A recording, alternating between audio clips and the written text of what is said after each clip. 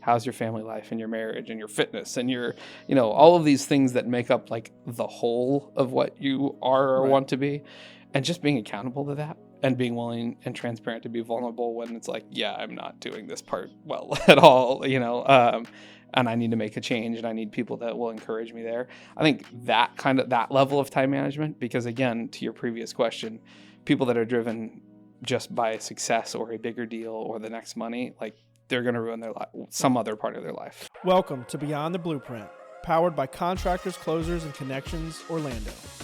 Join me for in-depth interviews with some of the top commercial real estate and development executives in the industry. We uncover their success stories, their strategies, and their lessons learned along the way. Gain valuable insight whether you're a seasoned pro or just starting out.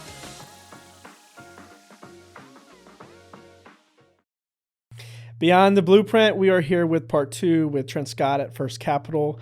We're getting into what's next. So for him and First Capital. Yeah. So we're going to go into some Q&A, just some questions just about your experience, your life, and your career path, where you're headed, what's going on now. So the first question is there something in your career that you have found to be the most influential thing? Interesting.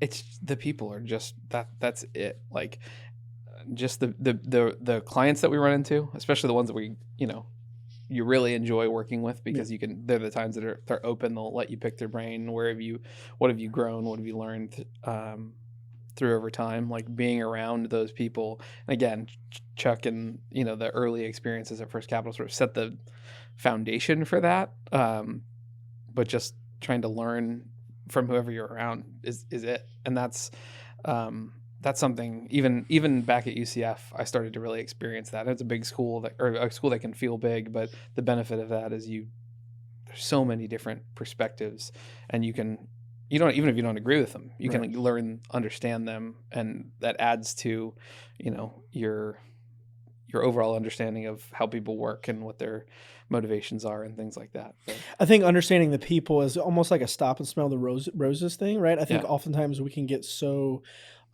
focused on our career path and our success and how much money we make, what we do, our next title. So easy. But instead of stopping and smelling the roses and like really enjoying the people that are in your life or surrounding you at that season of life is invaluable. And I think it's hard to do that for sure. When you're ambitious and motivated, I think it's oftentimes hard. Yeah, I think when you understand that the people around you are there for a reason. Yeah. And I don't mean like to be your coworker on a job for the next day. I mean, right. Like there is something that you can give them and that they can give you relationally over whatever period of time and exposure you have. If you have that mindset, then it's like, how can I help them? What can I go do to each of them? And in the process, you're going to get something, back out of that too. I think if you have that overall mindset, then you'll see fruits. Yeah, exactly. Major fruits in that process. And that's something that, again, since UCF, it's been a focus and understanding for me as I've tried to, especially as I was switching to a new career and didn't, know what I wanted to do. But one of the, to that end, one of the things that, when we're talking about people to add to the team, somebody who can understand where someone's coming from, have a level of empathy and understanding, and frame their responses or explanations in a way that is receptive to them. Sure. Like don't talk at somebody, talk with somebody, so that they, that they're with you. You're bringing them alongside your thought process, and they can, and then be willing for the same thing to happen. Yeah. There's a level of like emotional intelligence. Yeah, right? It's like exactly. Reading the room, understanding where someone's coming from, understanding what's on the other side of that table. Right. Technology and this whole AI stuff. I mean, who knows? There's a level of empathy and sympathy and relatability that our human connection still has to bring. Oh yeah, it'll be maybe the only irreplaceable part. Correct. Of it, Correct. You can even trying to read facial features, you still don't really know what's happening on the inside of somebody, especially in their heart. And so, being able to understand that over time, it takes time and energy and effort and putting yourself out there.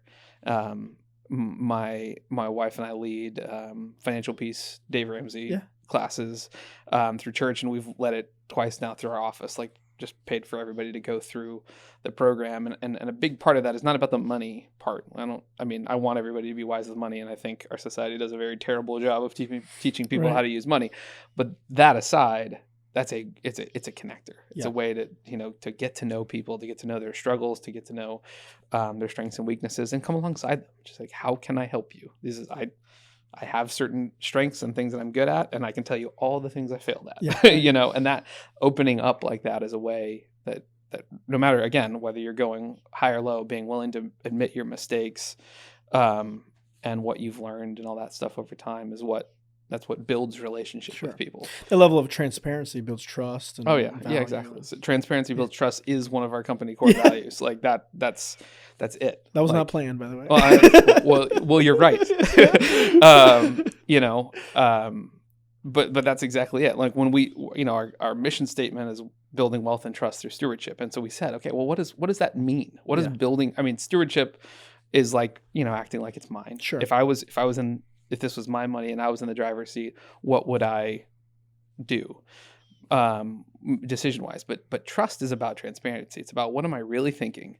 What are your motivations? What are my motivations? Let's lay it on the table, and so we can say, like, how do we go forward together? If you're frustrated, tell me. Right. We'll fix it. Let's figure it out. That's how we're going to go, and grow together. And that's how so many of our client relationships are decades long. Like that's why. Right. And more importantly, that's why so many of our employees are there and want to stay and are loving it and are telling other people about it without me having to do anything. That part is it. It's a slow build. Sure. Trust doesn't happen overnight, but being transparent helps bring it's a forward. Foundational build, though. Exactly. It builds that strong foundation. Yeah. So next question is two-parted. So first is, what is your definition of success? Oh, interesting. I think for me, honestly, it's just about knowing that the people around are happy with what they're doing and that they have opportunities to grow. I think just opportunity in and of itself, in a way that motivates you, is what I want for any of my employees. I have more than I ever need or deserve, and so this is not about empire building from any kind of financial sense. Do I want to grow the platform to help improve people's lives and push transparently? Sure. Our business is a ministry. That's why we do it. Right. This is a platform to help people grow, right? And move forward and ultimately point them towards the faith that motivates us. And so that's a big part of it. Yeah. And what would you say the biggest misconception of success is? That it's about money, title, all that kind of stuff. I mean, my wife is a divorce attorney. Okay. So I have seen all of the richest people in the world empty. Yeah. And so it's, again, maybe that's been a piece of the blessings that have been revealed to me early on in my marriage, is that's not what it's about at all. I mean, yes, if you're faithful in the little things, both what you handle and how much you make and all those things, those will grow over time. But that can't be the why. Right. So. Third question, how would you prioritize and manage your time the most effectively? You have a to-do list? You strike me as a to-do list kind of guy. Yes. Like a sub A. Yeah. So I'm currently using Trello, and I'm learning how to use, my executive assistant and I are learning how to do that well and stay on task and not lose the bubble on the things that would be like, I really need to do that, but it's not pressing. So it gets, all that kind of stuff. But I don't do it well still. I'm still working on how to be most effective with that. But I think the bigger thing, I'm part of a group we were talking about before, called C12, which is like a group of business owners. And one of the things you do every month when you meet is it's a check-in. But it's not, yes, the business is a piece of the check-in, but a lot of it is like, how's your family life and your marriage and your fitness and your, all of these things that make up like the whole of what you are or want to be. And just being accountable to that and being willing and transparent to be vulnerable when it's like, yeah, I'm not doing this part well at all, and I need to make a change and I need people that will encourage me there. I think that level of time management, because again, to your previous question, people that are driven just by success or a bigger deal or the next money, like they're going to ruin their life, some other part of their life. Because there's always going to be more. There's always going to be. Literally it's a wheel for us. And so we'll say you have a flat tire. One side will grow and you're doing good, and the other side will just divot. You can't go anywhere. So there has to be, I mean, it's not so much to say like the balanced man and some of that kind of stuff in the past, but just being aware that if I don't prioritize, I've got 3 young kids. So like if I don't prioritize being active in their life, I can always find an event, Right. that I would want to go to, Right. but I have to balance it in this season, at least against some of the other things. And so it's figuring out how to do that well. And and my wife works too. So it's balancing all that stuff. But that's when I think about time management and prioritization, I'm thinking at that level much more than I'm thinking which project is next. Right. That kind of thing. There's a book, not to keep plugging books, but Dude, hey, Essentialism. Have you ever read yeah, that? yeah. Yep. Redeeming Your Time. Yeah. That Jordan Rayner book, that one got my attention. I'm still trying to figure out how to implement it well, but I've taken some steps. I read that one recently. Yeah. But yeah. Today's episode is brought to you by Bryce Knuth of Insurance Office of America. As a contractor or real estate owner in Florida, you've likely experienced the impact of rising insurance premiums year after year. With the challenging insurance marketplace, having a specialist who focuses on your industry is critical now more than ever before. If you'd like a second set of eyes on your current insurance program or don't have a relationship with your current broker, please contact Bryce Knuth at 407-697-6944 via call or text, or email bryce.knuth@ioausa.com. Don't let rising insurance costs catch you off guard. Reach out to Bryce today. What are some things that you do, and how do you handle setbacks and failures?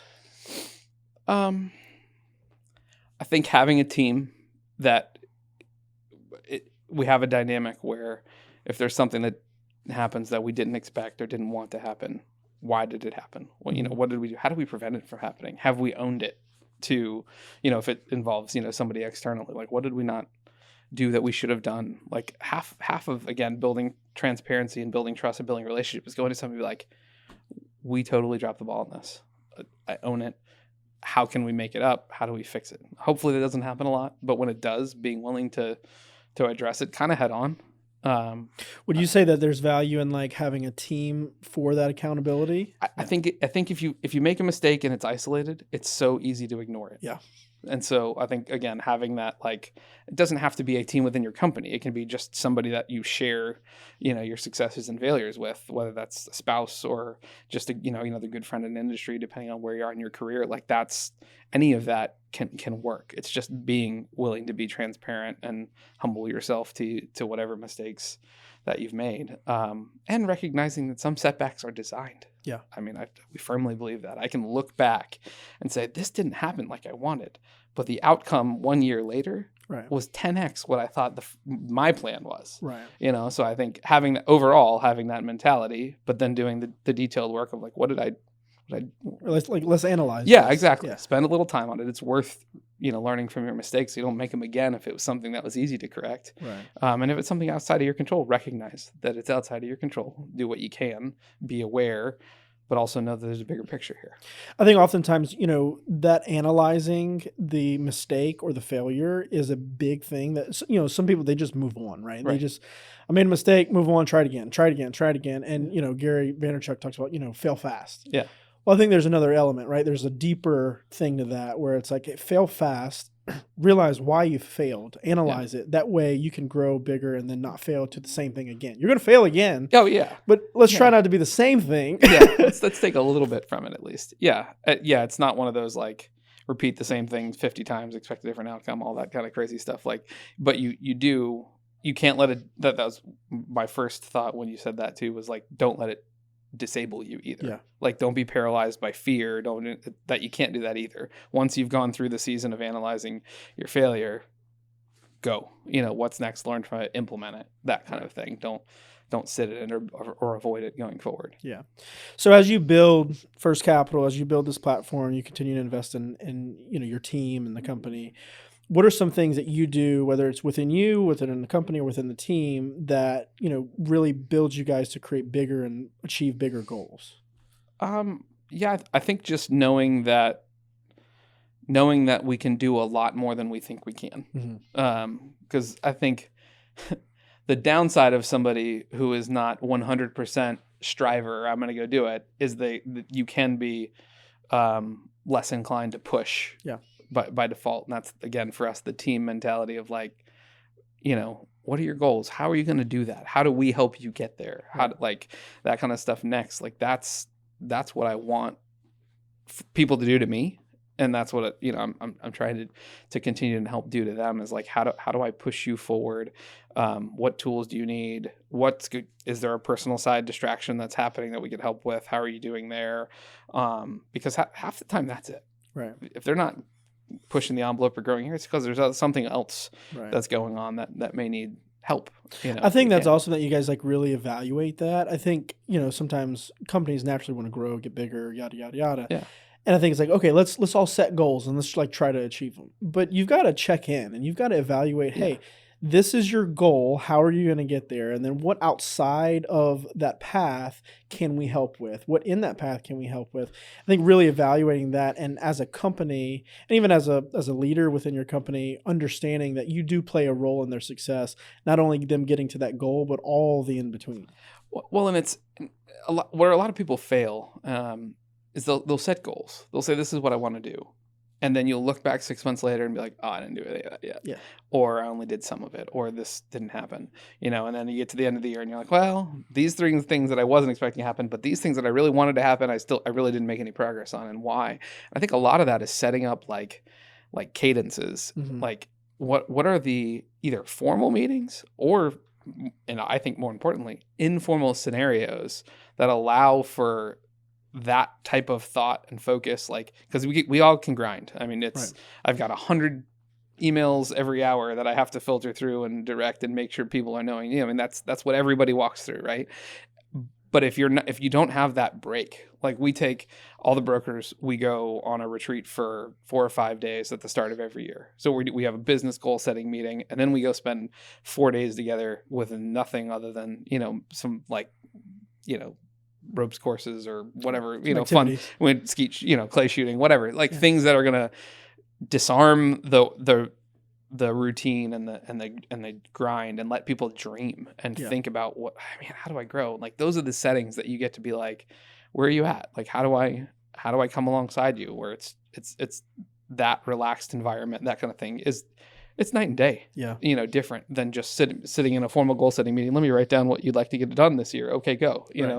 So I think building that kind of a cadence is really important. In the I think that goes back to your culture. Yeah. I mean, I think oftentimes, that's part of it. Yeah. I think oftentimes if you any company can say, hey, we have goal setting meetings and all this stuff, sure. But if the culture is not built around, hey, like you just said, like disarming, creating an environment where it disarms them to make them dream again.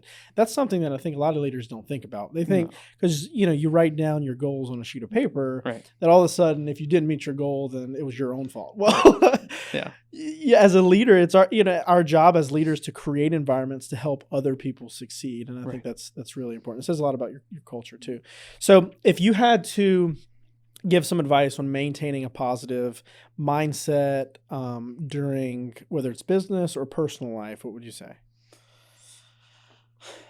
I mean, what comes to my head, positive mindset for me is about it's about my faith and knowing what I believe is true, and knowing that I'm surrounded by people that care about me, whether it's, on the family life or the work side. And I have a God who cares about me too. Yeah. I mean, that's where it all, that's the source. That's the source of it all, Awesome. I think having, an offshoot of that is a desire to serve, sure, whether that's organizations that I or my wife are part of, or the company or things like that, and that's not the source, but that's, one of the offshoots. But keeping perspective, that's what my wife and I, we have, again, a 10, an 8, and a 6-year-old, and we're like, okay, how do we cultivate the sense of appreciation for all the things we have and what others don't, and all, that, because if you have the right, if you're comparing yourself to the next guy who's way up here and developing a $1 billion project, well, I'm never going to feel satisfied, but if I understand that I'm incredibly blessed that we've got all of the things that you could actually need, if God takes us to that level 30 years from now, great. And we're going to, it's about being present in the season. Yeah, exactly. Yeah. Knowing where you are, knowing what you have, knowing what you've been given. That, I mean, really, like you said, we're stewards of properties, but we're stewards of all the things that God's laid out in our lives, Yep. families and everything else. And so Yeah. that's an incredible blessing. There's no reason not to be positive Right. if you can keep that, In that your forefront of your yeah, mind. exactly. Yeah, Overall that's awesome. perspective. So, All right, so we're going to jump in rapid fire. uh-oh. Okay. What's something that most people don't know about you? I played cello in You high played school cello. for 8 years. Okay. Yeah. I was average, but I Average? played a lot. Better at real estate. My sons are doing guitar lessons now, and I told them that I could read bass clef, and they were like, what? They didn't know. So Yeah. that just got revealed recently. Yeah. There you go. When are you the most productive? When my door is closed. Yeah. No, But you have an open door policy. wow. So. Yes, it's wide open, so it doesn't happen very often. No, in this whole like what's going to happen with the future of office, I'd be the 4-in-1, like work in the office 4 days, have one day to go like where you can set up to crank through stuff. Yeah. For me, at least in my season and cadence of work, that's really helpful. I'm trying to have at least a little bit of quiet time, but it's not morning or night. It's just whatever. When you get quiet. When I can get focus time with music on. Yeah, there's music on. Any specific type of music? All of it. Country is probably the biggest, but classic. Yeah. I mean, everything. Everything. Yeah. Who's your inspiration? Oh, I don't think I have one person. It's pieces. Yeah. From things I see of different people. I mean, I could say Jesus and all that, Yeah, right. of course, but I don't mean to undermine that. But like, if you're talking about people in the world today, I think, I've learned a lot from Chuck. I've learned a lot from these mentors. I love my pastor is awesome. I do, all the different things, but like, it's not one, your everything type of I was person. saying that to a lot of people, like our life is like a pearl necklace, right? And we have to get one pearl from each person. Pearls of wisdom. Yeah. Yeah. You get one Yep. pearl from each person, and you can't replicate someone else's pearl necklace. And you Right. just take what you can from each person, and ultimately you build your life. Yeah. So that's awesome. So what advice would you give younger Trent? I would have pushed even harder into networking and relationships earlier in the career. I was immersed in learning the career, which was important, but I probably could have done more networking and relational building early on. Or now I'm like, well, it's kind of my job to do it now. But but before, I think it would have benefited me even further now if I'd done that, started on that, focused on that more. But again, trying to balance family life and all that stuff, it's hard to know what the right answer to that is. But just trying to be intentional about it. What's something that scares you? What's going to happen at the open market committee meeting Wednesday? No, just kidding. Just overall policy is going to be interesting in the coming months and years. But no, I don't have any really specific fear. I mean, feel a failure, right? I mean, I think everybody shares some amount of like, I don't want to fail, but it's less about I don't want to fail for my own sake. I don't want to ever let the families of the people that I work with or employ down. Right. So that in a generic sense. Yeah. If you had to describe yourself in 5 words, what would they be? Oh, goodness. That's everyone's answers. Oh, goodness. Yikes. Entrepreneurial, for sure. Analytical. I don't know, like avoidant, I guess. Conflict avoidant. Is that one word? Close enough. I hate conflict, but I know I have to deal with it sometimes.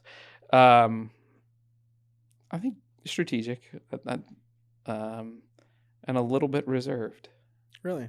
Yeah. I'm like middle introvert extrovert. Yeah. Like I'm like one of those, like I can go do it, but I don't get life from doing it.